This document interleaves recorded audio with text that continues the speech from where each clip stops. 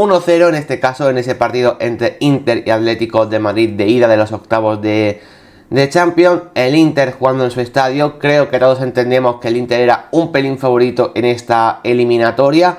Creo que básicamente porque si tenemos el contexto de los dos equipos, creo que el Inter ahora mismo pues es un equipo superior al Atlético de Madrid, o que está al menos un paso por encima. Es cierto que yo también he leído a mucha gente, ¿no?, dar los típicos porcentajes, ¿no?, de quién es favorito en la eliminatoria. Creo que ha habido debate respecto a esto. Yo he visto, por ejemplo, cuando se dio el sorteo, muchísima igualdad entre muchas opiniones. O sea, había gente que ponía al Inter un pelín por encima. Había incluso gente que ponía al Atlético de Madrid un pelín por encima de la eliminatoria por el hecho de jugar la vuelta en el Metropolitano. En fin, yo aquí ya di mis porcentajes en su día. Creo que dijimos que era un 60-40 para el Inter. Ya cuando salió el sorteo lo mantuve hace unos días antes de que fuese este partido de ida. Y honestamente, tras este resultado, yo sigo manteniendo ese 60-40. Yo creo que el contexto en el que se ha dado el partido de ida, ese resultado a favor del Inter, pero tan solamente con un gol de diferencia, era más o menos lo que podíamos esperar de este partido. Creo que todos entendíamos que la eliminatoria de cara a la vuelta iba a estar muy abierta, porque al final la igualdad entre los dos equipos está ahí. Entendemos que el Inter iba jugando en su estadio, era favorito. El objetivo evidentemente del Atlético de Madrid era no salir perdiendo por más de 2 goles. Esto se consiguió, pero también es verdad que el gran resultado que se buscaba era seguramente, no voy a decir ganar porque era complicado, pero sí que al menos mantener un empate, y esto sí que no se consiguió. Pero todos entendemos que el partido podía ser pues eso, un 0-0, 1-1, 1-0, 2-1 como muchísimo, porque se esperaba un partido con pocos goles. La verdad, sabemos que el Inter y el Atlético de Madrid son equipos que la forma que tienen de plantear sus partidos no son partidos loquísimos donde haya muchísimos goles. Esa es la realidad. Por lo tanto, el resultado entra más o menos dentro de lo que realmente esperábamos, y de ahí que yo siga manteniendo pues ese porcentaje que yo más o menos daba de favorito al Inter por encima del Atlético de Madrid. Pero eso, un 10% más, no demasiado más básicamente, y esa era mi impresión. Pero vaya, yo he visto mucho debate en la previa al partido de realmente quién podía partir como favorito en la eliminatoria, porque el Atlético de Madrid juega la vuelta en casa y porque más o menos los consideran equipos del mismo escalón. Aquí ya hicimos también en su momento mi top de favoritos para las Champions. Yo metí al Inter dentro del top 4 y al Atlético de Madrid dentro del top 8, dentro del top 9 más o menos. Entonces, para mí, como ya digo, sí que está el Inter un paso por delante del Atlético de Madrid, por varios motivos. Hay que empezar porque es verdad que en el día a día creo que el Atlético de Madrid compite en una liga un pelín más exigente que el Inter. Yo creo que la Liga Española sigue siendo la segunda liga más importante del mundo, más allá de que las grandes superestrellas ya pues quizá ahora mismo no estén aquí en la Liga Española, pero igualmente me sigue pareciendo la segunda liga más competitiva por detrás de la Premier. Creo que la italiana también es súper top, pero la meto simplemente un pelín por debajo, no con mucha diferencia, pero un pelín por debajo. El caso es que yo creo que el Inter, por ejemplo, en el día a día no tiene que competir contra ninguno de los, no sé, 10 mejores equipos de Europa, por ejemplo. Yo creo que el Milan no es de los 10 mejores equipos de Europa. Creo que la Juve, aunque este año ha mejorado, no es de los 10 mejores equipos de Europa. Y creo que el Atlético de Madrid en su liga, aquí en la Liga Española, la que cubrimos cada fin de semana, sí que tiene esa exigencia, ¿no? Al final el Real Madrid no es que esté en el top 10 de Europa, sino que quizás está en el top 3, casi seguro. Y luego el FC Barcelona, por muy mal que esté este año, sigue siendo el FC Barcelona y casi siempre va a estar entre los 10 mejores equipos de Europa. Por eso, básicamente, en mi opinión, creo que la exigencia del día a día del Atlético de Madrid es mayor, lo cual implica de que hay que medir al Inter realmente en este tipo de escenarios, contra equipos que yo creo que sean de los mejores de Europa realmente, porque en Italia, creo que es el mejor de Italia sin duda, lo está demostrando en la competición local, pero es cierto que, bueno, de momento no creo que tenga un rival de tantísima exigencia, por muy bien que esté la Juve esta temporada. El caso es que en base a eso, ¿vale? En base en el día a día, por eso hay que comprobar cómo está el Inter en los días grandes, pero igualmente yo sigo manteniendo que el Inter para mí es uno de los equipos más en forma de Europa y en mi opinión uno de los candidatos a ganar la Champions este año, no de los favoritos, que yo ya comenté que para mí eran City y Real Madrid, pero en ese segundo escalón yo ya sabéis que meto a Bayern de Múnich e Inter por delante, en mi opinión, de equipos como Atlético de Madrid, FC Barcelona, Arsenal o incluso Paris Saint-Germain. Por lo tanto, para mí el Inter sí que está un escalón por encima del Atlético de Madrid, y en base a eso, este resultado creo que bueno, entra dentro de la lógica y entra dentro de lo posible que podía pasar en este partido de ida. Por eso creo que el resultado no es ni mucho menos malísimo para el Atlético de Madrid, siendo cierto que creo que el objetivo era al menos rascar un empate en esta visita a Italia. Pero bueno, eso es la apreciación para mí de lo que comentamos en la previa. Y quería meter esta previa en este caso porque, insisto, ha habido muchas opiniones porque había gente que decía que el Inter y el Atlético de Madrid estaban 100% igualados. En mi opinión, no. Para mí el conjunto italiano es un equipo de un escalón o un nivel por encima del conjunto español en este caso. Pero bueno, dentro de eso, haciendo un breve repaso a las alineaciones del principio. A ver, no ha habido mucha novedad en el Inter, la verdad, las cosas como son. Más allá de esa lesión de Acerbi que no le permitía estar en todo Brig en el centro de la zaga, pero más allá de eso era lo esperado. Se comentaba que iba a jugar Darmian por encima de Dumfries en el carril derecho y así fue, básicamente. Y el resto lo que conocemos de memoria, ¿no? Pues Jansson en portería, Bastón y Pavard en los centrales junto a De Brig, en Mkhitaryan, Sagano, Grubarena en el centro del campo. Me encanta este centro del campo, por cierto. Di Marco en el carril izquierdo, lo hemos comentado ya lo de Darmian. Y arriba la dupla temible, en este caso Marcus Thuram, Lautaro Martínez. Sí que ha habido algunos ajustes a mencionar en el Atlético de Madrid, ¿no? Con algunas cosas que no sé si sorprendieron o no, pero que sí que tienen su análisis. Jan Oblak fue el portero, eso no había ninguna duda. En el centro de la zaga fue Witsel, Jiménez y Hermoso, al menos hasta que Witsel pudo continuar en el partido, pero me quedo en este caso con que Witsel y Jiménez jugaron juntos, algo que este año no estamos viendo demasiado, porque al final el central diestro suele ser Savic cuando está al 100%, lo que pasa es que es verdad que Savic no está en un buen nivel, y que Jiménez y Witsel, cuando están sanos los dos, creo que ambos sí que son jugadores nivel titular en el Atlético de Madrid. Por eso el Cholo apostó por ello, y creo que mientras estuvieron sanos, esto salió bien. Importante mencionar lo de los carriles, porque Nahuel Molina sí que estaba claro, pero había muchas dudas de quién iba a jugar en la izquierda, si Samu Lino como algo más ofensivo, que es lo que acabó pasando, o lo de Reinildo. Se comentó mucho que Reinildo podía ser el carrilero izquierdo en este partido, pero no, finalmente el Cholo Simeone apostó por Samu Lino, creo que con acierto, la verdad. Luego en el centro del campo, Coque, De Paul y Saúl. Interesante comentar el tema aquí de Saúl, porque sabemos que es un jugador que en los días grandes el Cholo Simeone casi siempre apuesta por él, por encima de un Pablo Barrios que está a mejor nivel y en el día a día en Liga suele ser el titular, pero para los días grandes el Cholo sigue tirando de su vieja guardia y confía en Saúl. Y luego lo más llamativo, entre comillas, aunque también se venía comentando durante la semana, es esa dupla Antoine Griezmann-Marco Llorente, ¿no? Marco Llorente jugando en punta, entre muchas comillas, porque no jugó tan en punta como en el día frente a la Unión Deportiva Las Palmas, ahora lo comentaremos, pero en fin, como parte del ataque junto a Antoine Griezmann, en vez de que jugara pues o Correa o Memphis o Morata, que salió desde el banquillo porque no estaba al 100%. Entonces, dentro de estas alineaciones, todos podíamos entender que el plan del Cholo Simeone podía ser minimizar riesgos en este partido de ida, que pasaran pocas cosas en el partido, pero yo en la previa, cuando vi a Samu Lino en este caso de titular, ya de por sí me da la sensación de que dije, si tú lo que buscas es un partido en el que pasan pocas cosas y que el Atlético de Madrid se encierre, no se encierre, pero que se mantenga en un bloque medio bajo, pensé, tú no sacas a Samu Lino en el partido de hoy. Yo cuando en la previa, antes de que comenzara el partido, vi a Samu Lino en el 11, yo ya pensé, ojo que el plan de Simeone no va a ser tan conservador como a priori podía hacer. Ojo porque se pasa por aquí el bueno de Peri. Buenas tardes en este caso. De no ser por la lesión de Ticus, al Atlético le caen 4. Ticus, supongo que te refieres a Marcus, ¿no? Supongo que te refieres a Marcus. En fin, yo creo que el planteamiento del Cholo Simeone es acertado en el primer tiempo. Y yo, la idea de que Samu Lino jugase y no Reinildo, teniendo en cuenta esa presión alta, creo que tenía mucho sentido. Creo que este plan de partido al Atlético le salió bien en el primer tiempo, porque, vaya, a los que veamos el partido, creo que hay que diferenciar totalmente el primer tiempo del segundo. Vamos a centrarnos con el primero y ahora analizamos después el segundo con más detenimiento. Pero creo que en el primero, el plan del Cholo Simeone de intentar presionar en bloque medio alto o incluso en alto en muchas ocasiones, hacer prácticamente la presión 1 a 1. Muchas veces, bueno, veíamos el salto de los interiores a los centrales rivales, vimos directamente emparejar carrileros contra carrileros.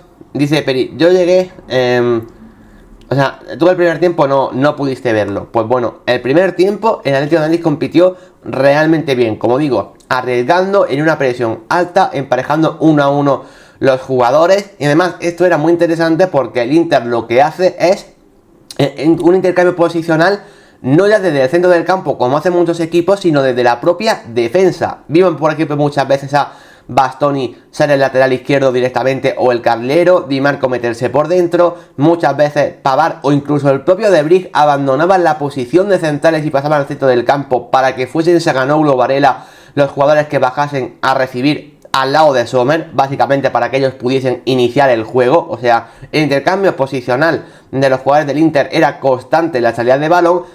Y a pesar de ello, el Atlético de Madrid intentó la presión 1-1. O sea, eran persecuciones por el campo prácticamente para intentar un robo rápido. Y creo que esto al Atlético de Madrid le salió bien. Con este plan pudo minimizar bastante tanto a Marcus Thuram como a Lautaro Martínez. Sobre todo a Lautaro, donde aquí el gran protagonista yo creo que es Axel Witsel. O sea, la primera parte de... viudísimo de Sommer, Peri, compro totalmente en este sentido. Luego hablaremos también de Sommer porque es un portero, vaya, que a mí me encanta.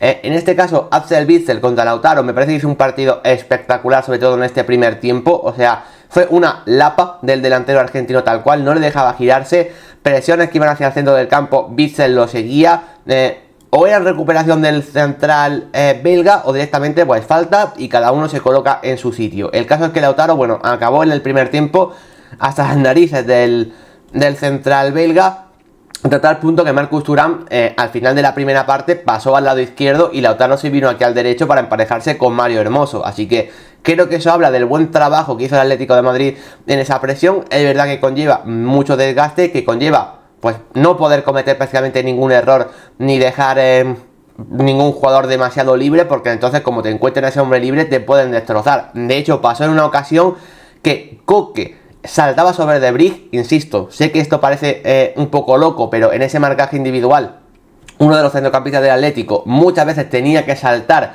a uno de los centrales rivales. En ese caso se emparejó Koke con De Vrij en la presión. Como ya dije, De Vrij abandonaba la zona de atrás y era Varela muchas veces el central o el pivote. De Vrij se puso de centrocampista de media punta. Koke en ese caso, por ejemplo, no lo siguió bien y en ese sentido De Vrij se plantó casi como media punta en una descarga de Lautaro que dejaron a De Vrij, pues bueno, para darle el pase de la muerte a Marcus Thuram, que si no llega a ser por acción de Witsel espectacular, bueno, es que Marcus Thuram se plantaba solo frente a Jan Oblak. O sea que al final creo que esa jugada habla a la perfección de lo que más o menos fue la primera parte y de lo que intentaban varios equipos. Así que, en fin, aunque no hubo goles, a mí me pareció muy entretenida esa primera parte, por el riesgo que intentó asumir el Cholo Simeone, con un planteamiento que mucha gente en la previa no esperaba, que no es el Atlético de Madrid de Champions en el partido de ida o en campo de rival. Pues bueno, nos ponemos juntitos, defendemos sin que pasen demasiadas cosas y ya. No, fue un planteamiento agresivo, a intentar robar, a intentar incomodar, a intentar, bueno, pues minimizar a los delanteros con menos espacios posibles, a pesar de asumir espacios a la espalda de los propios centrales. Así que por eso me gustó, y más contra un Inter, bueno, pues que si le juegas de esa manera, el Inter nos dice, pues pelotazo arriba y ya. No, el Inter igualmente, variación posicional, intentando salir con el balón jugado. Por eso creo que a nivel táctico fue muy rica la primera parte. Lo que pasa es que, claro, hubo tanta neutralización que al final ocasiones claras como tal tampoco pudo haber demasiadas. Hubo alguna llegada interesante de Samulino, la que digo yo básicamente de que De Vrij podía haber dado el pase de la muerte a Marcus Thuram, pero que hace el Witsel corta a la perfección. Pero ocasiones clarísimas como tal no hubo tantas en ese primer tiempo. Creo que, bueno, tuvo una Lautaro, si no me equivoco, creo que tuvo alguna también por ahí, pero vaya, nada demasiado destacable. Y creo que el 0-0 al descanso me pareció un resultado bastante justo y que, bueno, todos entendemos de que decíamos, bueno, el Atlético de Madrid ha saltado muy bien al partido y creo que está incomodando bastante al Inter, por lo tanto, el plan de partido olía bastante bien. ¿Qué pasó en la segunda parte para que todo este plan se desmoronara y luego evidentemente para que el Inter creciese en el partido? Yo creo que aquí hay varias claves, ¿no? Porque al final ya al descanso vimos dos cosas que llamaron la atención entre comillas: una lesión por parte de cada equipo. Al final la de Marcus Thuram por Arnautovic parecía un drama para el Inter, porque al final Marcus Thuram, que es uno de los jugadores que está más en forma ahora mismo del equipo, es un jugador que a Lautaro le ayuda a las mil maravillas, porque igual que por ejemplo Lautaro estaba pues bastante tapado por Witsel en ese marcaje, Marcus Thuram sí que tuvo alguna ocasión para poder atacar el espacio a más y ser ese jugador algo más indetectable. Sabemos que esto a Marcus Thuram se le da realmente bien, y esa lesión que tuvo al final del primer tiempo y que no le impidió salir en el segundo, creo que era una jodida para el Inter importante. Tuvo que entrar ahí Arnautovic, y claro, ahí dijimos, hombre, entre la diferencia entre Arnautovic y Marcus Thuram es tan grande que es una buena noticia para el Atlético de Madrid. Lo que pasa es que a su vez se lesionó José María Giménez, y evidentemente esto es un problema aún más grave, porque claro, Mario Hermoso, por ejemplo, como central, sabemos que es un central, bueno, que sus mayores capacidades son sacar la pelota desde atrás, que bueno, que puede tener buen juego aéreo, sobre todo ofensivo más que defensivo, y que al final en esa presión te ayuda muchísimo. Pero la clave del partido a la hora de ganar esos duelos eran Giménez y Witsel contra Lautaro y Marcus Thuram, o en ese caso ahora Arnautovic.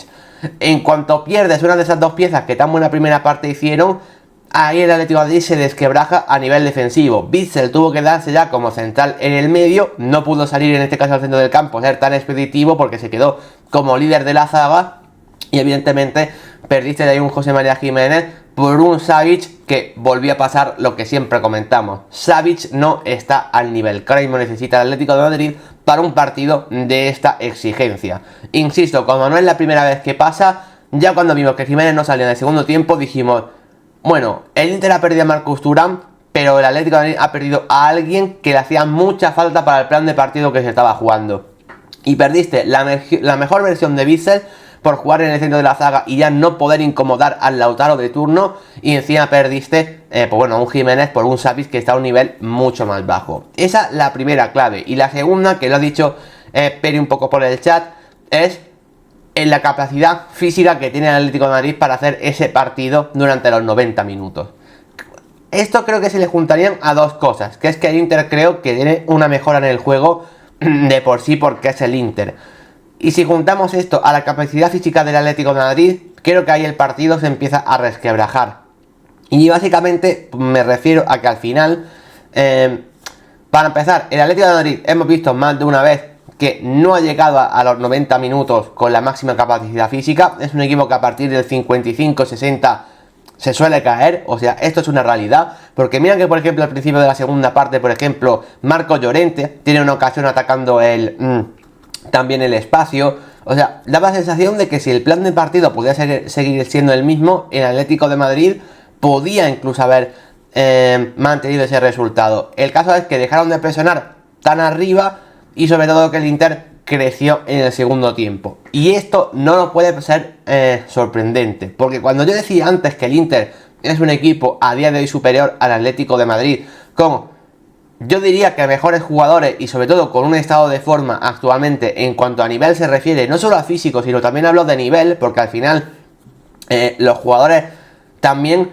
pasan sus tramos de temporada, y lo que hace 6 meses podía ser un nivel increíble de unos, 6 meses después puede ser un nivel mucho más bajo, o al contrario. O sea que al final también todo es el tema de cómo está el nivel de los jugadores en ese momento. Creo que el Inter ahora mismo tiene muchos jugadores con un nivel de inspiración bastante alto, que están pasando un gran tramo de temporada, y por eso se explica que el Inter sea uno de los mejores equipos de Europa a día de hoy. Creo que eso hay que tenerlo en cuenta. Y también, si el Atlético de Madrid baja el nivel físico un poco y el Inter empieza a ejercer su juego como también está haciendo en el día a día en Italia, al final es lo que dije, el Inter para mí es mejor equipo, y por lo tanto si el Inter encuentra una muy buena versión, es lógico que te acabe dominando. Así que juntando estas dos cosas, creo que eso fue lo que pasó en el segundo tiempo. Al final, como digo, el Atlético de Madrid también se resquebrajó a nivel defensivo mucho más que al principio por esa salida de Giménez y entrada de Savic, que empezó a competir mucho peor, y el Inter pues al final te encuentra a los jugadores de calidad como para poder acabar marcándote las diferencias. Encima, creo que los cambios entre un equipo y otro fueron absolutamente definitivos en el partido. En el caso del Atlético de Madrid, bueno, entró Álvaro Morata en este caso para jugar arriba junto a Antoine Griezmann, quitando a Saúl y retrasando la posición de Marco Llorente. Creo que la idea de meter en este caso a Marco Llorente en el centro del campo y meter sobre todo a Morata arriba era decir, bueno, tenemos un desahogo arriba, un delantero centro fijo de verdad que te puede bajar balones y ayudar a la línea de atrás, bueno, a hilvanar mejor la jugada, y luego un delantero en el área que le pueda marcar la diferencia. yo creo que en el plan de partido, como sucedió, Álvaro Morata tuvo muy poquito que hacer. Tuvo una ocasión al final, sí, un remate de cabeza, pero más allá de eso, Álvaro Morata tuvo un partido muy complicado. Muchas veces le llegaba el balón, recibía de espaldas, podía soltar a Antoine Griezmann y poquito más. O sea, en el Atlético de Madrid creo que estaba demasiado lejos de del área rival, perdón, para poder hacer que Morata marcase las diferencias, teniendo en cuenta encima que Morata pues no estaba al 100%, ya ha tenido que esforzar para llegar a este partido, parecía que su lesión podía ir incluso más lejos de lo que finalmente ha sido. Entonces claro, si Morata no está al 100% y Marco Llorente pues ya no lo tienes en la punta del ataque para poder tirar desmarques, al final del Atlético tiene muy poquito con lo que hacer daño, simplemente alguna arrancada por izquierda de Samu Lino. Creo que Samu Lino fue el único que era la pieza indetectable del Atlético de Madrid en el partido. Ahí sí que le costó algo más al Inter, sobre todo cuando entró Dumfries, que es un lateral derecho o carrilero más ofensivo. Ahí Samu Lino pudo lucirse incluso más a nivel ofensivo, pero más allá de eso poco más. Mientras que por ejemplo, bueno, ellos del cambio de Morata, y también se me ha olvidado sumar por ejemplo el de Reinildo. O sea, el cambio de Reinildo creo que empeoró muchísimo las cosas, la verdad. Creo que defendió peor que Hermoso. Mira que Hermoso tampoco estaba haciendo un partido brillante ni mucho menos, pero creo que Reinildo entró muy pero que muy mal al partido y luego llegaría al gol, pero vaya.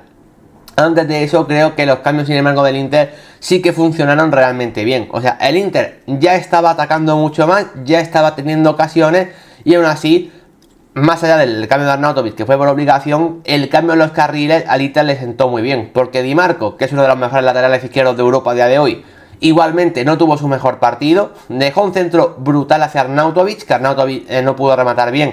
Pero más allá de ese centro tampoco dejó mucho más y creo que la entrada de Carlos Augusto vino bien, pero sobre todo en el carril derecho la entrada de Dumfries vino espectacular. A ver, jugar con Dumfries y no con Darmian en el Inter tiene una cosa buena y una cosa mala. La mala es que creo que a nivel ofensivo Samu Lino se pudo lucir mucho más, porque Dumfries deja muchas veces esa espalda descubierta y Samu Lino muchas veces tuvo ocasiones para poder encarar a Pavard y llegar con alguna ocasión más o menos clara. Claro, la parte positiva es que ofensivamente son la luz y la noche. O sea, literalmente, al final, Dumfries, cuando entró el partido, entró ya creando peligro desde el minuto 1, generando ocasiones, generando desborde por derecha. También cuando se metía por dentro, el Atlético de Madrid le costó mucho detectar su entrada. Y claro, al final le sumas que los cambios del Atlético de Madrid restaron más que sumaron, y los del Inter sumaron mucho más que restaron. Al final, es verdad que el cambio de Jiménez, por ejemplo, pues fue por obligación, así que ahí no puedes hacer nada. También fue de obligación el de Arnautovic por Marcus Thuram, y bueno, contra eso no puedes contrarrestar nada. Pero quizá Morata arriba tan desasistido y luego el Inter de Milán metiendo a carrileros, que en ese caso mejoraron el partido, pues bueno, creo que fue una de las claves del encuentro, y sobre todo ya todas las ocasiones que se generaron, porque al final, durante la mayoría de la segunda parte, no sé si decir que fue acoso y derribo todo el rato, porque no creo que fuese eso. Creo que la fase de acoso y derribo diría que duró entre unos 15-20 minutos, que el Atlético de Madrid es que no podía salir de su campo, literalmente. Pero en general la segunda parte del Inter sí que fue muy, pero que muy superior, hasta que finalmente acabaron encontrando ese gol. Pero vaya, es que antes del gol de Arnautovic, el Inter tuvo no sé cuántas ocasiones para poder haber marcado. O sea, creo que Lautaro tuvo 3 o 4 y Arnautovic otras 3 o 4. Al final, con un Bitzel que en el centro de la zaga, yo creo que estuvo muy, no sé, creo que se sintió muy solo en el centro de la zaga. Creo que Savic a su lado no estuvo al nivel, Reinildo al otro lado no estuvo al nivel. Al final la defensa acabó siendo Bitzel, el único de los que comenzó el partido, el que lo acabó terminando. Y en ese sentido creo que el Atlético perdió una barbaridad. Si a eso le sumamos, insisto, que al final Lautaro, pues porque no tuvo su mejor día, pero a lo mejor Lautaro en un día en el que realmente está acertado de cara a puerta te puede marcar más la diferencia. Y al final porque Arnautovic no es Marcus Thuram, pero es que Arnautovic tuvo 3 o 4 ocasiones claras como para poder haberte marcado. De hecho, hay una clarísima que es un balón que Bitzel intenta despejar, no llega a tiempo o toca un poco la pelota y a Arnautovic se le queda franca, casi, vamos, en el pico del área pequeña para chutar, con Oblak prácticamente ya vencido, y la lanza por arriba de la portería. O sea, una ocasión que es más difícil fallarla que marcarla, o al menos difícil no tirar la portería, y el delantero austriaco falló. O sea que en ese sentido es que eran ocasiones claras de decir, es increíble que el 1-0 no haya llegado ya. hasta que finalmente acabó llegando. Creo que la rabia en este caso por parte del Atlético de Madrid es que el 1-0 llegase como llegó, porque al final el Inter generó muchísimo. O sea, el 1-0 podría haber llegado 20 minutos antes perfectamente, pero dentro de eso, que al final el gol que acabase encajando sea por una liada tremenda de Reinildo, al final creo que es la parte negativa de todo esto, porque tú imagínate, el Inter te somete durante casi toda la segunda parte, vale, ha ocurrido, pero si al final, ¿qué más da que te sometas si tú al final del partido te vas 0-0 porque ya sea por aciertos tuyos o por fallos claros de ellos, al final el partido ha quedado 0-0? Pues ya está, ya competirás en la vuelta y no pasa nada. El tema es que al final, dentro de que han sido ellos superiores, el gol que acabas encajando es una liada de un jugador tuyo, en este caso Reinildo, en esa confusión que tuvo con Rodrigo de Paul. Creo que Rodrigo de Paul también se equivoca porque le está estorbando, claramente. O sea, creo que Reinildo se equivoca y se pone nervioso porque de Paul está delante y hay una indecisión si el hecho de si vas tú, si voy yo. Pero más allá de eso, para mí el error claro de Reinildo, porque es el que el balón iba para él, es el que tiene el fútbol de cara, y si tienen dudas, pues mira, pelotazo arriba y a otra cosa, o pelotazo a la banda y ya está. Pero Reinildo se lía, se confunde, le regala el balón a Lautaro, y bueno, luego de ahí se genera la ocasión que Lautaro falla, o sea, la ocasión que Lautaro falló anoche, y ya en el rechace fue Arnautovic el que chutó, y en este caso no falló el delantero austriaco, y eso que Samulino estuvo a punto de sacar el balón prácticamente bajo palos, pero finalmente no llegó a tiempo, y ahí fue el 1-0. Entonces, sí, el Inter te somete, pero al final también es no mala suerte, sino que tiene mala leche, por decirlo de alguna manera, que el gol que acabas encajando sea por un error tuyo no forzado, porque además no es un error que el Inter es que te presiona y te equivocas porque te están presionando increíble, no, es un error, pues es una cagada monumental de Reinildo, de una de las que ya lleva cometiendo en los últimos partidos. O sea, al final es una liada que es totalmente evitable, y al final el gol que encaja es por esto. Entonces, claro, es lo que he dicho antes, tú puedes ser mejor o peor, pero lo que no puedes hacer en este tipo de eliminatoria es tirarte tiros en el pie contra ti mismo y liar una de las que lió Reinildo ayer, porque al final esto te dejan con un mal sabor de boca, porque insisto, aunque el Inter fuese muy superior, aunque se mereciese ganar, aunque generó muchas ocasiones en la segunda parte, si al final Reinildo no comete ese error, minutos 79 de partido, al final a lo mejor podemos estar hablando de un 0-0. Imagínate si después de todo lo que pasase ayer, el Atlético de Madrid saca un 0-0 de su viaje a Italia. Claro, el resultado casi inmejorable después de todo lo que pasó. Al final el sabor de boca malo es ese, que al final te vas perdiendo en un partido por un error tuyo. Dicho eso, el Inter fue muy superior en la segunda parte y se mereció ganar. No he visto varios análisis donde decían que la eliminatoria pudo haber sido incluso sentenciada en este partido de ida porque fue un partido de 3 o 4-0. Yo en este caso creo que el Inter fue muy superior, pero no sé si hasta ese punto. Creo que el Inter podría haber marcado 2 goles perfectamente en el encuentro, sí que es cierto, quizá incluso 3. Dicho eso, creo que el Atlético de Madrid también generó, o sea, creo que aquí donde engaña un poco la estadística es que el Atlético de Madrid, por ejemplo, no tiró a puerta. O sea, Jan Sommer no tuvo que intervenir en el partido, es cierto, pero ello no implica que el Atlético de Madrid no generara ocasiones. O sea, ocasiones generaron, o sea, Morata tiene un cabezazo casi al final, Samulino generó 2, Marco Llorente también tuvo otra, o sea, el Atlético de Madrid generó ocasiones, y creo que el Atlético de Madrid, si llega a marcar alguna, tampoco nos hubiese sorprendido con lo que generó. El problema es que creo que faltó calidad y definición en metros finales. Al final tú puedes generar ocasiones, pero sí, claro, si ninguna de las que generas va a puerta, pues no puedes marcar, eso es una obviedad. Pero vaya, que no es tanto por ocasiones, sino por la falta de calidad en las ocasiones que generas. Pero el Atlético de Madrid algo sí que pudo generar. Entonces, a mí no me parece una locura que el Atlético de Madrid se hubiese marchado de Italia con un gol en su renta. Al igual que no me sorprende que el Inter se hubiese marchado con 2 o 3 goles. Evidentemente, ¿pudo ser un 3-1? Sí. ¿Pudo ser un 2-1? Sí. ¿Pudo ser un 1-1? ¿Pudo ser un 1-0? Creo que se generaron suficientes ocasiones como para haber habido más goles de los que hubo, básicamente. De ahí a que el partido fuese de un 3-0, 4-0, un baño, como para que el partido estuviese resuelto ya. A mí tampoco me dio esa sensación, pero sí que he leído a mucha gente y he hablado con mucha gente que sí piensa que el partido pudo ser hasta para eso. Yo creo que lo más justo por nivel de ocasiones y por nivel de juego me hubiese podido parecer un 2-0 quizá. Pero vaya, al final si el Inter también, por ejemplo, Arnautovic tiene la ocasión más clara del partido y la acaba fallando como la falla, pues bueno, o sea, son cosas de lo que pasan en el partido. O sea, estas cosas en el fútbol pasan. Por eso el 1-0 me parece un resultado lógico que entra en la coherencia de lo que esperábamos en la previa del propio partido y lo que podía pasar en la eliminatoria. O sea, es un resultado, insisto, que no trata de justicia o de no justicia, sino que muy entendible respecto a lo que representan ambos equipos y en lo que estaba en la mente de todos que podía pasar.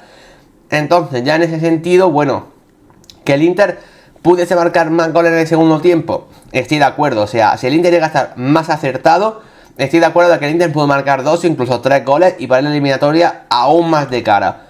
Pero creo que si el Atlético de Madrid marca alguno, tampoco hubiese sido una locura con lo que pudo generar. Esa es al menos mi impresión.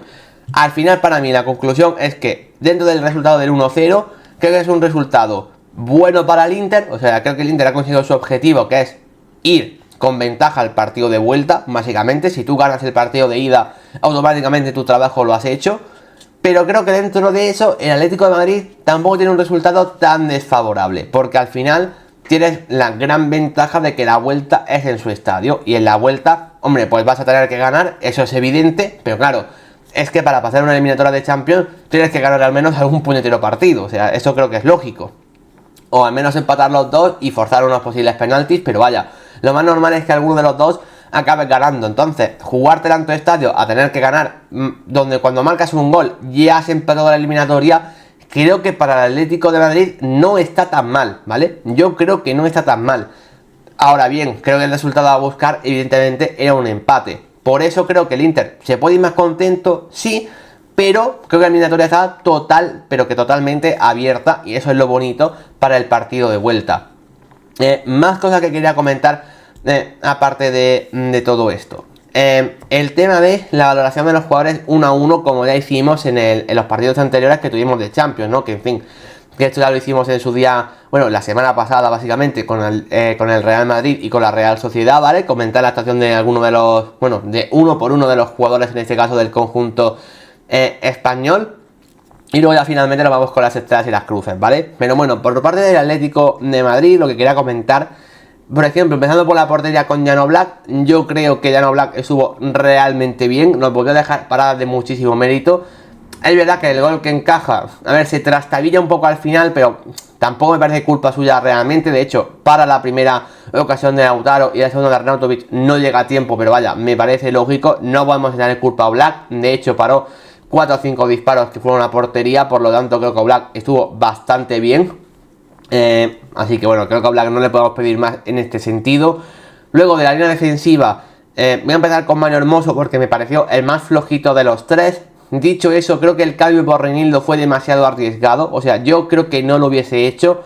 Es verdad que Hermoso no es el mejor defensor del equipo, es verdad que tenía tarjeta amarilla, todo esto es cierto, y su partido no estaba siendo el mejor. Pero dicho eso, me parecía que meter a Reinildo como venía Reinildo me parecía arriesgado y luego se acabó equivocando. Es verdad que esto, claro, lo puedo decir ahora de forma muy ventajista, teniendo en cuenta lo que pasó en el partido. A lo mejor yo soy del Cholo Simeone, veo en el minuto 70 y digo, prefiero meter a Reinildo porque el Hermoso tiene amarilla y a lo mejor yo también hago lo mismo. Lo que estoy diciendo ahora mismo es con un ventajismo extremo, soy consciente de ello. Pero aún así, el cambio me parecía también igualmente arriesgado. Que a lo mejor también era arriesgado dejar a Hermoso en el partido, puede ser, no sé, era complicado. Pero Hermoso no tuvo su mejor partido, tampoco fue horrible ni mucho menos, pero tampoco tuvo su mejor partido. Sí que creo que estuvo muy bien José María Jiménez, lo he comentado, su primer tiempo me pareció realmente positivo. El problema es esa lesión, evidentemente, que le impidió salir en la segunda parte. Y el problema con Jiménez es que esto ya es recurrente. El tema de Jiménez lo hemos tratado ya muchas veces, es un muy buen central. No digo que sea uno de los 10 mejores centrales del mundo cuando esté al 100%, como he leído muchas veces. No creo que ese sea el punto, creo que nunca lo ha demostrado, pero sí que es un central que sería titularísimo en el Atlético de Madrid. El problema es, pues lo que todos sabemos, que está más tiempo lesionado que jugando, y ayer volvió a pasar. Empezó de titular, lo hizo una gran primera parte, en la segunda no puede salir, ya tienes que meter a Savic y el equipo pues se te cayó por completo a nivel defensivo. En fin, al final lo de que Giménez se te lesione es algo habitual, tienes que contar con ello. Yo ya llevo diciendo durante varias temporadas que el Atlético de Madrid no puede plantear o tener una estrategia de temporada a nivel defensivo basándote en que Giménez va a estar sano, porque es irreal. Giménez nunca está sano y ayer se volvió a demostrar en el partido más importante o de los más importantes de la temporada. Por eso yo creo que el Atlético de Madrid, bueno, es que llevo pidiendo ya un central. Bueno, que el equipo rojiblanco invierta 30-40 millones en fichar un central de total garantía, líder, fiable, de jugar miércoles, domingo, toda la temporada y que sea tu líder defensivo. El Atlético de Madrid de momento no está haciendo esa inversión y así le está yendo a nivel defensivo en las últimas temporadas. Pues ayer con lo de Giménez fue ese caso. Al final en Giménez no puedes confiarle su defensa. No porque no tenga nivel, sino simplemente porque a nivel físico pues no le da. Y está más tiempo lesionado que sano. Y ayer volvió a pasar y veremos a ver de cuánto es su lesión y si podrá jugar la vuelta de esta eliminatoria. Y luego Axel Witsel, ¿vale? Para completar esa línea defensiva, pues sin ninguna duda el mejor jugador del Atlético de Madrid en el día de ayer. Su primera parte es que es sobresaliente, por no decir de matrícula de honor. O sea, la primera parte de Witsel es una auténtica locura el partido que hace, o sea, es impresionante. Es verdad que la segunda, en mi opinión, está algo peor. O más que estuviese peor, creo que estuvo más superado porque el Atlético de Madrid estuvo superado. Y en base a eso, Witsel, pues creo que también, básicamente.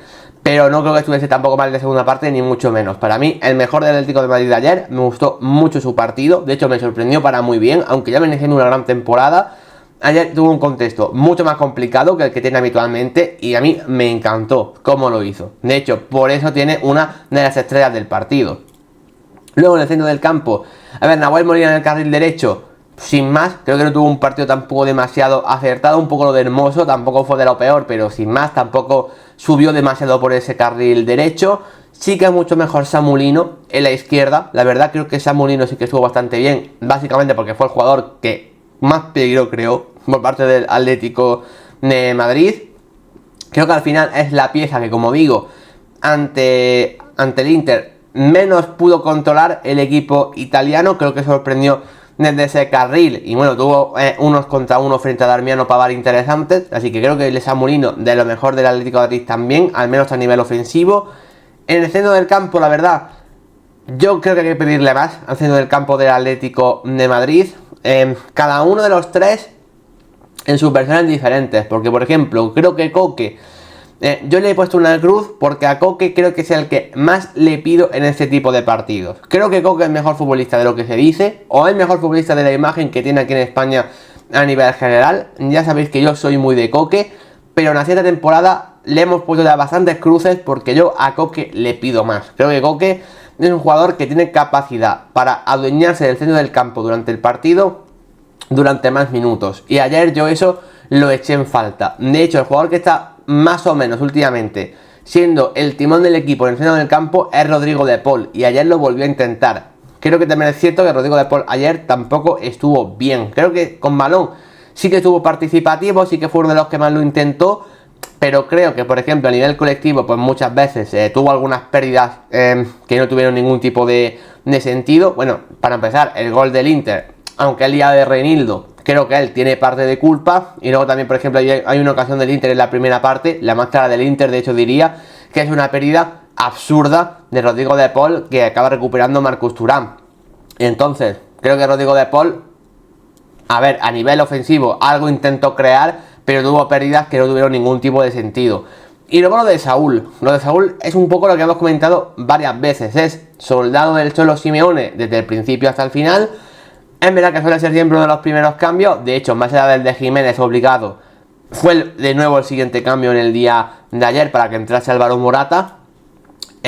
Pero bueno, el tema de Saúl es que el Cholo Simeone, bueno, para él es indiscutible en los partidos importantes. Es algo que la mayoría de la gente no compra. Yo tampoco compro.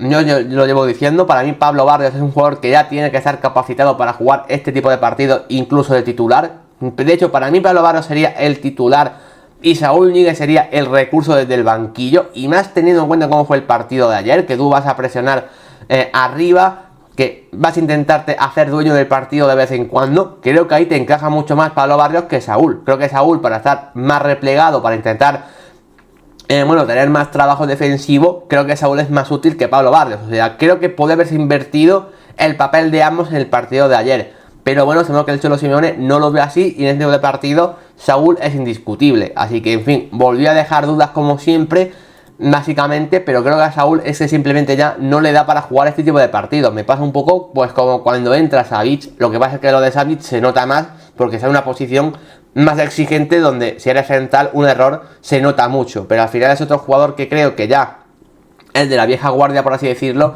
que yo creo que no están al nivel. Y luego arriba, Marco Llorente. Yo creo que Marco Llorente pudo hacer más en el encuentro.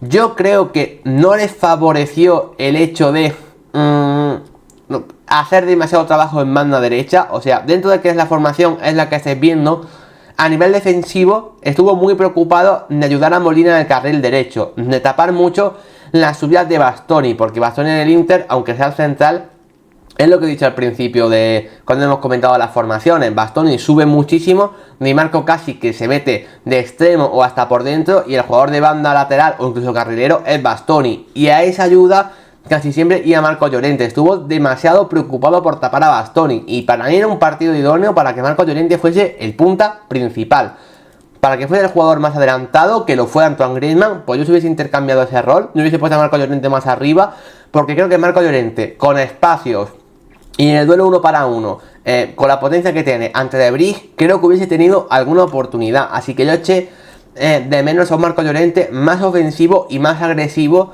sobre todo para poder jugársela en algún balón en largo, en algún duelo contra De Vrij. Al final estuvo más preocupado de tapar en ese costado derecho y tampoco pudo hacer demasiado. Sí que tuvo una ocasión clara ya jugando como interior, no jugando como delantero. Tuvo mano a mano más o menos contra Sommer, pero que tampoco acabó definiendo bien. Y luego Antoine Griezmann, otra de las noticias del partido, en este caso por la lesión que tuvo el delantero francés. Tuvo que ser sustituido casi en el minuto 80, entró Correa, torcedura de tobillo en este caso de Antoine Griezmann. Antes de empezar el directo se ha confirmado ya que tiene un E15 de tobillo pero bueno, de grado bastante menor. A priori no es nada demasiado grave, aunque no va a estar este fin de semana. Y veremos a ver si llega al partido de Copa frente al Athletic, que es la gran duda. Lo que sí está claro es que es una lesión muy menor y que a la vuelta de este partido va a llegar 100%, o sea, eso no hay duda.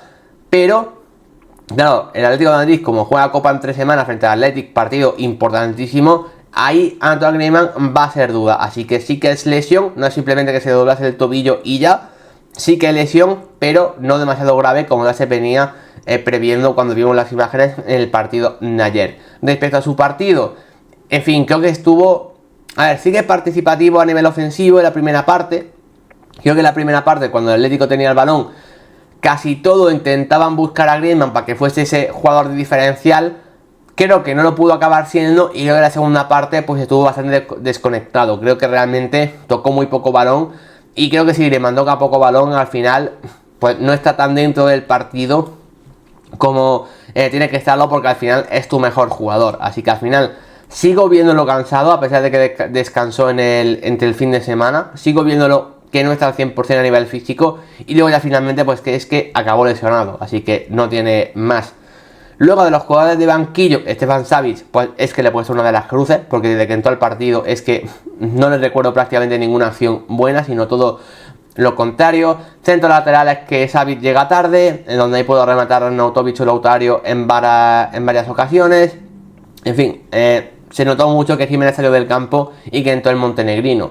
Pero vaya, esto es algo que durante esta temporada estamos ya acostumbrados a verlo, que Savic no tiene el nivel.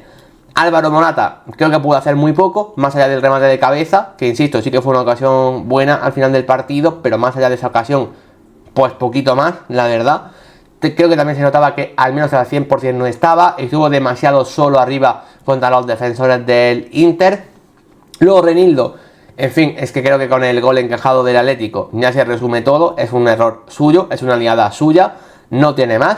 Renildo viene... Desde que se ha recuperado de la lesión, tuvo 2 partidos muy buenos, la verdad, los 2 primeros partidos de Liga. De hecho, recuerdo que lo pusimos en el 11 de la jornada de Liga porque estuvo espectacular. Marcó un gol, si no me equivoco, también. Pero a partir de esos 2 primeros partidos ha cometido muchos errores. Ya cometió el penalti el otro día también en Copa si no me equivoco, y en este caso en Champions pues es que ayer la volvió a liar también, así que en fin, difícil lo del mozambiqueño ahora mismo.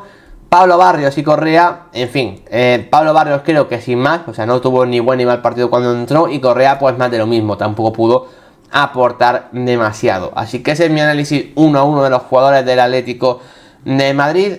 En conclusión, me quedo con que lo mejor para mí fue Witsel sin duda, por eso tiene la estrella, que para mí fue el mejor de largo del Atlético. Me quedo también bien con Jiménez, aunque solo pudo estar 45 minutos, pero los que estuvo bien. Por supuesto, bien también Jan Oblak, que cuando tuvo que intervenir lo hizo con acierto. Luego en el gol de Arnautovic no pudo hacer más, yo creo.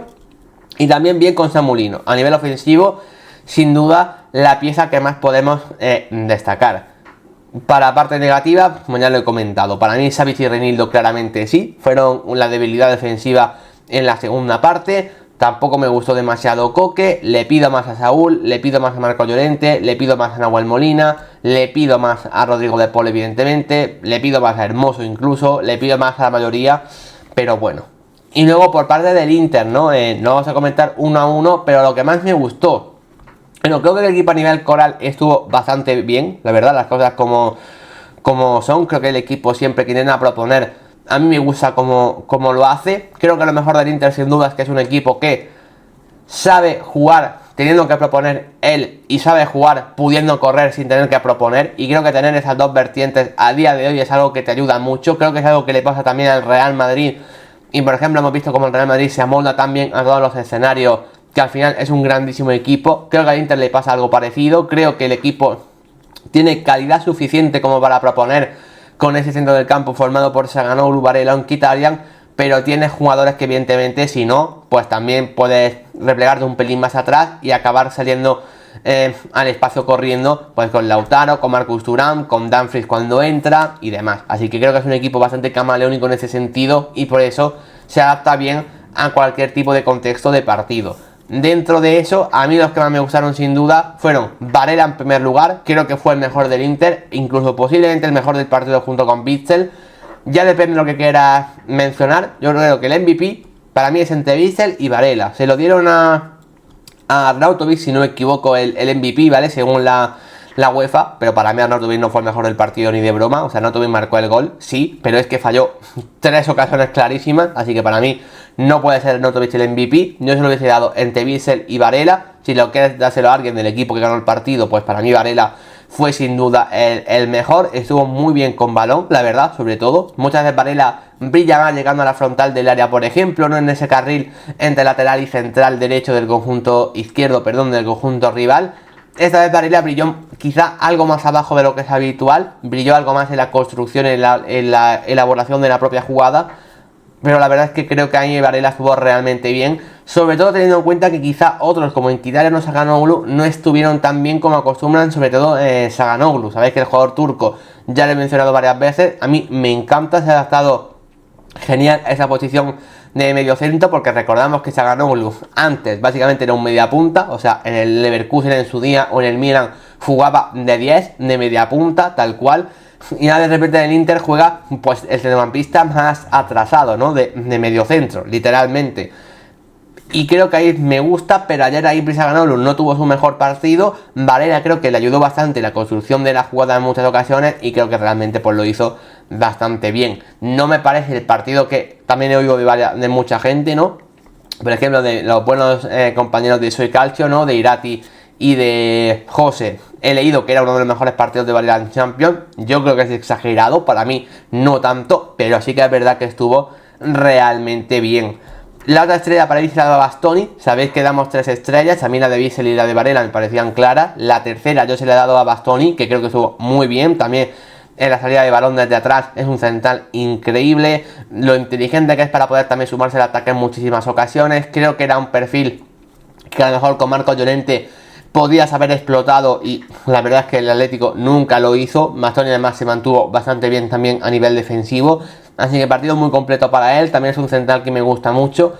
Es verdad que me gustaría verlo también en un equipo que jugase en defensa de 4, porque en defensa de 3 Bastoni se puede permitir más licencias para tener que defender menos y dedicarse más a la construcción de la jugada, o incluso atacar en muchas ocasiones.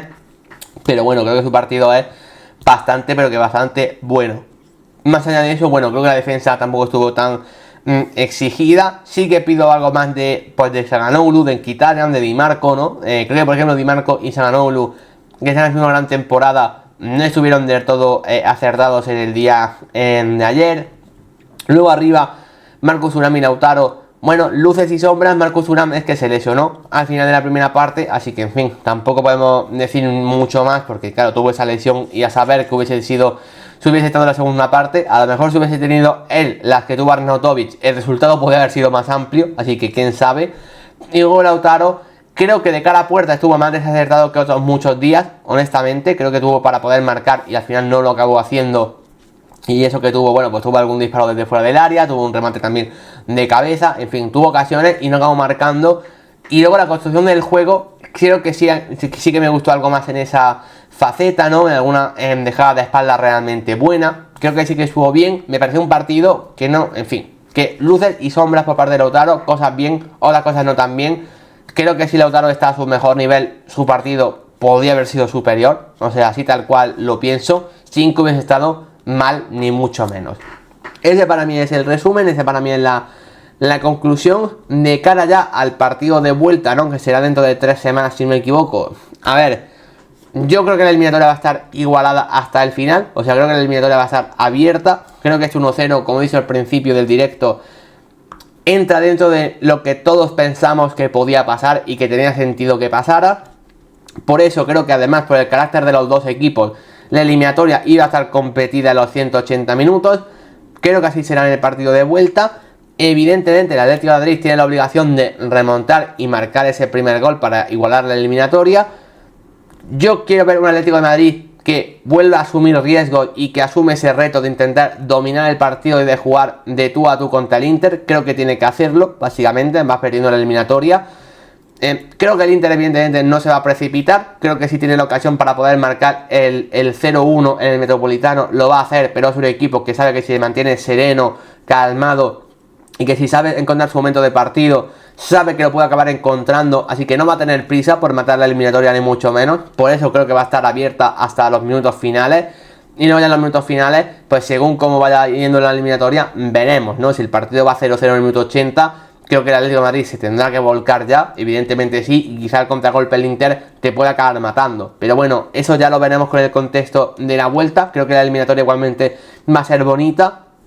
Es lo que digo, quizás es una eliminatoria que a nivel de disfrute futbolístico, de grandes jugadas, quizás no haya tanto, porque no son los dos equipos más propensos a esto, pero sí que creo que a nivel táctico me parece una eliminatoria bastante interesante, muy rica de analizar, y que por eso a mí ya me gustaba mucho cuando ambos equipos cayeron emparejados. Insisto, no solamente si analizamos el fútbol de lo vistoso, por así decirlo, sino a nivel táctico y a nivel competitivo. Sí que es una eliminatoria que me gusta y creo que la vuelta también va a ser bastante disfrutable en ese sentido, ¿no? Quizá desde el panenquismo, ¿no? Como le dice mucha gente. Pero bueno, creo que como digo, como va a ser igualada el partido de vuelta, pues igualmente vamos a disfrutarlo todos, una auténtica barbaridad. Para mí el favorito sigue siendo el Inter, es lo que comentaba al principio.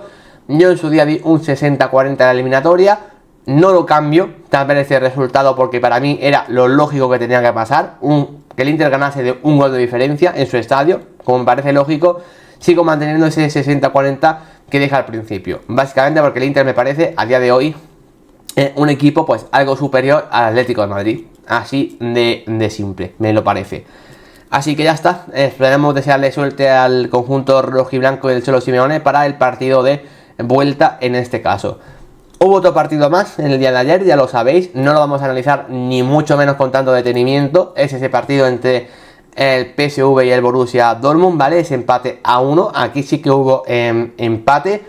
Es verdad que es una eliminatoria, pues menos, quizá atractiva, ¿no? Bastante bonita en el sentido de que son dos equipos, bueno, pues que no son de los favoritos ni mucho menos para llevarse la Champions. Seguramente el que pase de los dos en esa posible eliminatoria en cuartos seguramente sea el equipo más flojo, las cosas como son, principalmente porque el PSV sí que juega en una liga evidentemente inferior, como en la liga neerlandesa. Es verdad que allí en Países Bajos se está saliendo en liga esta temporada, al final el Feyenoord está por debajo, el Ajax no la está compitiendo este año, el Ajax este año está bastante mal, así que el PSV es el gran dominador de su país esta temporada con mucha diferencia.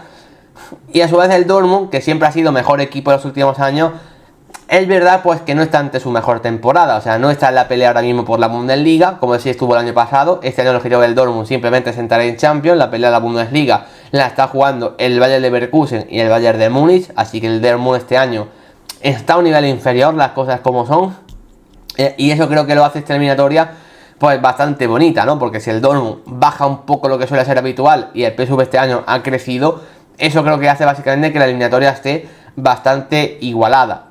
Hay que decir, claro, que el PSV, como hay que medirlo en esta competición en el día de la verdad, porque claro, la diferencia de la Champions a jugar en su liga, en la Eredivisie, pues hay demasiadas diferencias y que no sabemos realmente el nivel que sí que va a dar en esa competición el PSV. Dicho eso, creo que tiene muchas opciones de pasar, o al menos tiene armas para poder hacerlo. En el partido de ayer yo creo que el empate es bastante justo, la verdad creo que el partido fue más o menos igualado. Es verdad que en lo que pude ver el PSV llegó más a la portería del Borussia Dortmund, creo que generó más ocasiones, pero a nivel de sensaciones generales creo que son dos equipos que más o menos se mostraron bastante igualados. El partido empezó con ese gol de Donyell Malen, que la verdad, buen gol del jugador neerlandés, que por cierto salió del propio PSV y no celebró el gol, la verdad, así que bonito gesto en este caso, y uno de los jugadores quizás neerlandeses que este año sí que está bastante en forma y jugando más en banda derecha, que era un jugador que se dudaba mucho si iba a ser extremo o iba a ser delantero. Este año ya establecido como extremo lo está haciendo también bastante bien. Ayer para mí fue el mejor jugador del Borussia Dortmund sin ninguna duda, no solo por ese gol, sino creo que a nivel ofensivo fue el que más hizo. Y luego el PSV conseguiría ese empate con ese penalti tan comentado, tan polémico que hubo en el día de ayer, ¿no? Penalti de Mats Hummels hacia Tillman. Yo la verdad es que tengo dudas si es penalti o no es penalti. Para mí, esa acción, yo no la pitaría penalti. La verdad, para mí no es penalti. Entiendo quien diga que es penalti, porque al final es verdad que le puede barrer un poco, que al final sobre todo con la pierna de atrás le acaba golpeando. Lo que pasa es que yo creo que cuando le golpea ya le había robado la pelota. O sea, yo creo que Hummels, para empezar, lo primero que hace es tocar balón.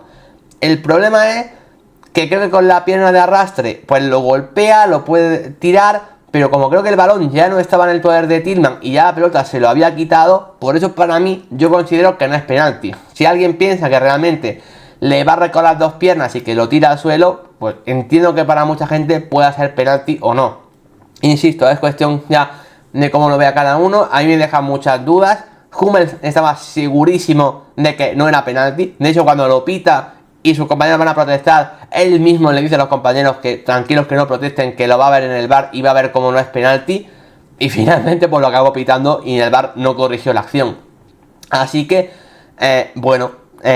entiendo que Hummels pueda pensar eso, porque claro, tú eres defensor y dices, no, yo le he entrado y lo primero que he tocado claramente es balón. Si le he acabado golpeando es por la inercia de la jugada, pero yo el balón se lo he quitado. Yo con Hummels estoy de acuerdo, para mí no es penalti, pero vaya, entiendo que pueda haber esas dudas, porque también las repeticiones, cuanto más veces lo he visto repetido, más veces he dudado. Al principio tenía claro que no era y después ya he dicho, entiendo que se pueda pitar, la verdad, pero bueno, yo en mi mente, bajo lo que yo pienso, no, esas jugadas no son penalti. Pero bueno, como si lo pitaron y finalmente Luuk de Jong pues se transformó, fue el jugador que lo transformó, mítico Luuk de Jong por supuesto. Pues finalmente 1-1 en el partido y todo abierto de cara al partido de vuelta en Alemania. Creo que el hecho de que el Dortmund vaya a la eliminatoria con empate pero jugándosela en su campo, creo que lo hace favorito. Además creo que a nivel general es mejor equipo en cuanto a nombres. También hay que decir que el PSV tiene jugadores muy pero que muy interesantes, las cosas como son. Es un equipo que está haciéndolo muy bien porque al final ha crecido bastante en cuanto a jugadores que son jóvenes pero que han podido crecer una barbaridad, así que en ese sentido el PSV está ahí por méritos propios. Pero creo que igualmente, si nos ponemos a mirar nombre por nombre, a mí al menos el PSV me parece mejor equipo, la verdad, al menos en mi humilde, el Dortmund, perdón, me parece mejor equipo, al menos en mi opinión. Pero bueno, yo las estrellas del partido se les he dado a Malen, que fue el jugador que marcó el gol del PSV. a Buscagli, que lo que he visto a nivel defensivo, la verdad, me gustó mucho su partido. Luego, además, con balón, en muchas de las salidas del PSV desde atrás, es el jugador que muchas veces se ocupa de ese rol, y a mí la verdad es que me gustó en ese rol. Y luego Tillman, que de la parte del centro del campo hacia delante del PSV, pues fue más o menos de lo que más me gustó. En esta quizá dudaba un poco más. Sabéis que Joe Berman, ¿no? Es un jugador que a mí también me gusta una barbaridad. Hablamos ya de este PSV cuando se enfrentaron frente al Sevilla en fase de grupos, así que muchos de estos jugadores los conocemos, y ya sabéis que Berman a mí es un jugador que me encanta, la verdad. Creo que ojalá dé el paso a una de las grandes ligas aquí en Europa, a jugar competición europea, porque creo que tiene ese nivel sin duda, y a mí me encanta. Y también puede haber sido la estrella para él, pero bueno, finalmente se le ha dado a Tillman, porque además forzó ese penalti, aunque dudoso, pero bueno, lo forzó él, así que bueno, vamos a darle esa estrella también para él. Como las partes, para mí, cruces o negativas del partido, se las he dado a Füllkrug, a Jadon Sancho, esos dos seguro. O sea, los que le vi no me gustó nada. O sea, Jadon Sancho no paró de perder el balón. Creo que Füllkrug arriba no hizo tampoco demasiado, así que esas dos las tenía claras. La tercera sí que he dudado más, se la ha dado a Emre Can, la verdad, por darle a alguien la tercera estrella. Yo lo que vi no es que fuese un partido malísimo, ni mucho menos. Tampoco me gustaron demasiado los laterales del Dortmund, las cosas como son. Ni Maaßen, ni tampoco, sobre todo, Ryerson, no me terminaron de convencer. Pero bueno, se la ha dado a Emre Can finalmente. Mucha gente dirá, la cruz a Hummels por forzar el penalti, o sea, por hacer el penalti, no sé qué. A mí, entre que el penalti me parece que no es, y entre que Hummels me parece que estaba haciendo buen partido antes de hacer el penalti, yo a Hummels no se la voy a dar, personalmente. Más allá de eso, pues bueno, mencionar también el buen papel de los porteros, la verdad, tanto de Walter Benítez como de Alexander Meyer. Creo que hubo ocasiones en ambos equipos como para poder marcar algún gol más, y finalmente no acabó llegando, así que bien por ellos. En fin, no sé, creo que con eso podemos comentarlo todo, insisto.